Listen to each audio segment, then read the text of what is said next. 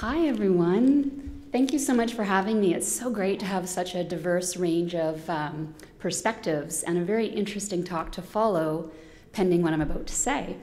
So I have some notes because I needed to pare this down to be exactly the amount of time, so I'll refer to them to keep myself on track. So we have a company called Grown Here Farms. We're the largest organic farm in our region, which is in Vancouver.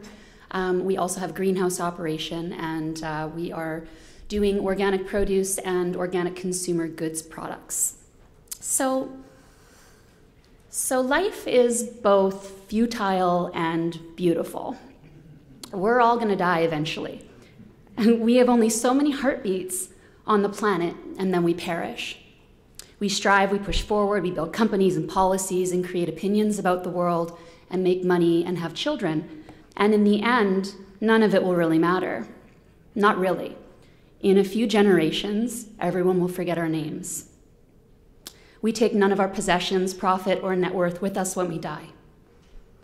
So, if we only have a limited number of heartbeats on this planet, then I feel it's our responsibility to take those heartbeats and to use them to create sustainable, economically viable, and powerfully impactful change. So it isn't just business, it is personal. These are our lives, our heartbeats. These are our children. This is our planet, the only one we've got. These are our bodies, our health. It is personal. So I'm here today to share with you a little bit about what we're doing at Grown Here Farms to make our heartbeats count for something. So we're going to walk you through a few things: the problem, the market, some statistics, our solution, and then our technology integration. So what's the real cost? The gold rush of globalization. Sure, you save 10 cents on an apple shipped here from Guatemala, but what's the real cost? Our food's losing nutritive value, pesticides are unregulated in some countries, and the carbon footprint for that product is staggering. Most food traveling an average of 1,500 miles before it's reaching the store shelf. 1 in 4 families in northern BC alone have either no or poor access to nutritious food. That's 25% of families. Between 1990 and 2015, the global average dropped from 25% to 14%. So we are failing the global average in a first world Western country. It's crazy. Our entire food system in Canada is controlled by only a handful of retailers who own 85% of our market. And this past winter in Prince George, BC, there was a storm that shut the highway down for about 3 days. Within 2 days, Prince George was out of food, absolutely nothing on the shelves. So food security is really not just a wartime concern from the 1940s. It's a real issue that's happening today. And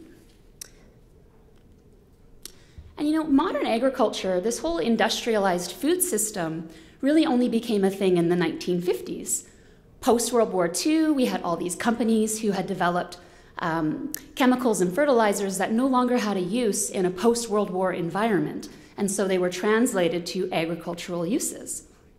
And so pesticides really started out as a sales job by chemical companies who were looking for new markets for these products they had developed. So we believe that these industries and these ways of thinking are not only antiquated, they're eventually going to become obsolete. In 50 years from now, we will look back at the way we used to farm and the way we used to treat food with shock and horror. So we have to question the foundation. Just because it's how things have always been done doesn't make it right. As UN official Hillel Elver stated in her special report on the right to food, the future of farming and what will save the world is small lot and mid-sized organic farms. She calls it agricultural democracy, and we really couldn't agree more. I, like many others, believe we have to reframe how we view globalization and capitalism from our current worldview of profit, people, planet, to a new worldview of planet, people, profit. And now, for one of the first times in history, not only is the trend moving in this direction, but the consumer demand, the demographics, and the dollars are too. So how do we create impactful change? Let's talk for a minute about the power of the crowd. Throughout history, the crowd has been the most powerful catalyst for change. And what's unique about today is that for the first time in history, the crowd is mobilizing, localizing, and regionalizing global communities through the platform of technology. The crowd has power. The crowd creates trend. In fact, it is trend. And we all know money is what talks, and who talks is the consumer. The organics market is a $43 billion market in the US, $3.7 billion in Canada, growing at double-digit rates in both markets. 80% of the driving trend in organics is millennials, those aged 18 to 34, who are technology savvy, and their buy decision is based on two very unique things: transparency in the supply chain, and they want to know where their food comes from. So over 80% of the driving force for organics is millennials, and millennials now surpass baby boomers as the largest demographic in North America, with over 75 million in the US alone. The consumer-driven trend is opening the door for companies like ours, who have a values-based, integrity-driven message focusing on small batch handmade, local food, organic, kosher, boutique brands, social mission, and fun technology that connects the consumer with where their food came from and the supply chain. Solidifying our love brand, we own the customer, and we shift the conversation from our retailers to our brand and customer following. So who owns the customer? We do. And who owns the conversation? We do. So not only is it trendy and cool to be a hip grassroots brand, it's also economically viable. So the US organics market, again, $43 billion, $33.7 billion in Canada. Organics is the fastest growing market segment in agriculture today, double-digit growth since the 1990s, and millennials are the driving force for that, with over 80% of that market being driven by them, now surpassing the baby boomers as the largest demographic in North America, I think globally as well. So here's our solution. We believe that one of the ways to solve some of these major problems, capitalize on trend, and create a healthy and sustainable economic model is through regional food economies, creating more diverse, small lot and mid-sized organic farms in regional food hubs that service regional areas, but scaled on a global level, a recognizable brand with multiple micro farms globally. Each micro farm has a combination of organic produce and organic consumer goods production in small, easily replicatable operating models, much like a franchise. So right now we currently have a few different product lines that have been gaining some major traction. Boutique brands, low-risk consumer goods, high-flavor, high-integrity love brands. And we are now ready for scale-up. And for us, the only way to accomplish this goal is through leveraging the power of technology, which represents our next major hurdle. So we have been avid supporters of integrating agriculture technology into our operations. And in the beginning, it all really sounded amazing until we actually got into what a lot of these companies were doing. So here's the problem. A lot of these technologies are built by engineers that don't have practical, real-world farming experience. So they're solving problems with technology that farmers won't actually use. On our farm alone, we speak 3 different languages. Most of my laborers do not have the educational background to manage high tech. Our locations are remote. Who in our team could fix any sort of technological breakdown? If it doesn't work 100% of the time, it might as well work 0% of the time. Managers and laborers will get frustrated with any technology that's time-consuming, that doesn't work every time, or requires complex inputs or inconvenient steps. This is true of almost every farm. So although a lot of these technologies sound cool, you still have to have real people, real hands, and real-world application of these technologies. So they sound good to investors, they speak all the right words, but in real time, they're miles apart from actual integration in a farm setting. So this next statement might sound a little controversial and may ruffle a few feathers in this room, but remember, we're Puritan organic farmers. So, man is not meant to control nature. There is an unseen beauty and magic that unfold when pollen hits the plants, or a breeze carries tiny particles of magic through the fields.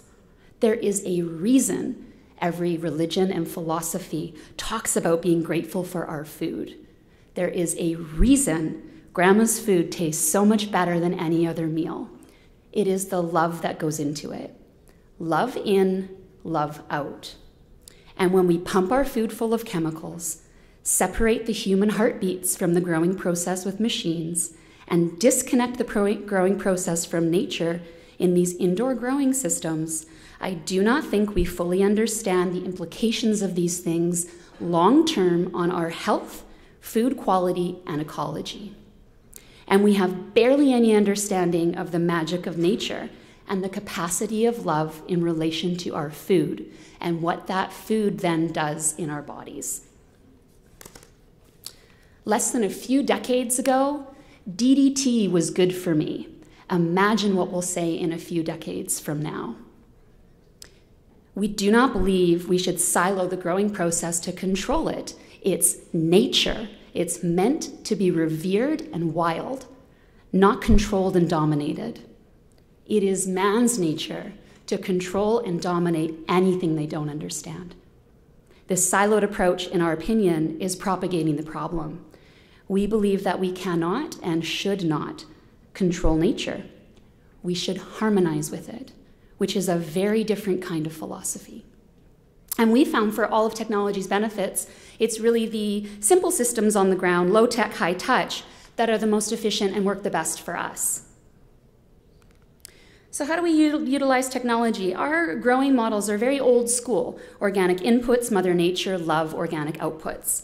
But our operating systems, supply, inventory management, brand operations, we form around technology. Because we had explored all the technologies on the market and we really couldn't find what we were looking for, we decided to build it in-house.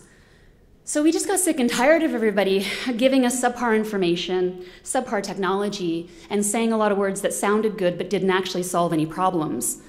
So we built it.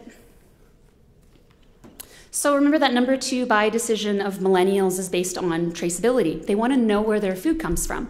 So we've been building a widget in-house for consumers with the end user consumer experience in mind that helps connect them with where their food comes from in a fun and interactive platform. On the back end, of course, that translates to full spectrum product traceability for us, which is sound management practices and to help us with scalability. A simple inputs and outputs system with predictive data and predictive data mining integration, meaning we're incorporating market pricing, historics, real-time and predictive data, real-time and predictive supply and inventory management, sales CRM, and some cloud automation. So these technologies existed in independent or extremely complex formats, but what we decided to do was create a simplified, customized, and integrative platform that put it all in one. And then we can use that in our franchise-like models and also license that technology to other small and mid-sized operators who have the same challenges we do. Centralizing our inventory supply management, so this creates economies of scale for our regional food hubs. So although the brand is grassroots and local, the economies of scale are tied to a more global operation, creating competitive advantage, better operational efficiencies, and margins. So really what we're talking about is a move towards becoming a smart farm, where cloud-based automation and management technology help us manage scale of regional food hubs. Smart farm functionality allows us to key in product traceability, customer engagement, build brand, and manage inventory and supply. But our operations on the ground stay relatively grassroots in simple operating models, high touch, easily replicatable. We have been partnering with a number of different organizations. We're just sending a press release out now. We've received $1 million in funding from the Southern Interior Development Trust. We've announced a partnership with Borealis Geopower, which is really cool, and we've received some funding from some other great government sources like SRC Tech and BCIC and NRC Can and UN Green Corps. And let me know if you notice anything markedly different about our leadership team. And we have an incredible leadership team. Not that we have anything negative to say about the men in our team, but I think it's really great that we have a female-led team. It brings a very diverse amount of interesting perspectives and dynamic team that are really driving this vision forward. And lastly, we cannot continue on this trajectory of unsustainable growth at all costs. We're killing our planet and forcing future generations to fix the problem we were either too lazy or too greedy to address now. We feel that we need local solutions accessing global intellectual property in scale. So thank you so much for your time today and for allowing me to share our message with you.